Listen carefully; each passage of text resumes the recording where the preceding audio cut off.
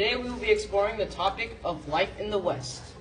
Women often weren't recognized for their hard work to turn scattered Western farms and ranches into settled communities. This led to the women writing letters and diaries describing their harshness and the pioneer life. These events led to Western lawmakers recognizing their hardships, so they gave them more rights than women in the East. At first, populations of Western cities were normal because gold and silver struck. Populations of Denver, Omaha, Portland, and San Francisco's populations increased by a lot. The railroads also brought very fast population growth to other Western towns. There was just more than gold and silver, though, because there was a meat processing center in Omaha and Nebraska for cattle ranches there. Mexicanos lost their economic and political power.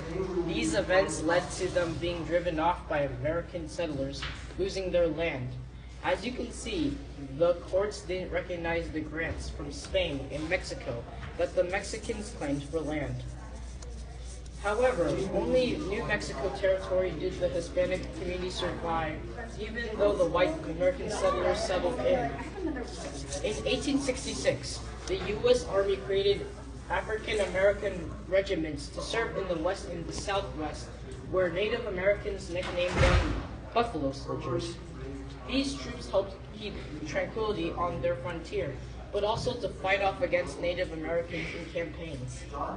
Army life provided an opportunity and practical education to many African Americans. The myth of the Old West was highly exaggerated. Dime novels sold by Easterners were written and portrayed real people, but with a fictional plot. Works conveyed little drabness of the Western life. They would even portray these plots in plays and later on in movies. One example would be that William Buffalo Bill Cody brought the West to the rest of the world through his Wild West show. Myths of the Old West failed to notice the contributions of many people.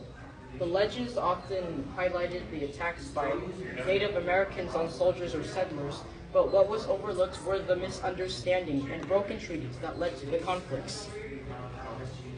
And so, we move on to the questions. So, question number 1. Why were Americans so fascinated about the West? Because the tales about the Old West was exaggerated. Question number 2. Why were women in the West given more rights? Lawmakers recognized their hard work. And the last question, number 3. Why did the populations of the cities in the West rapidly increase? The discovery of gold. And that's about it. Thank you guys for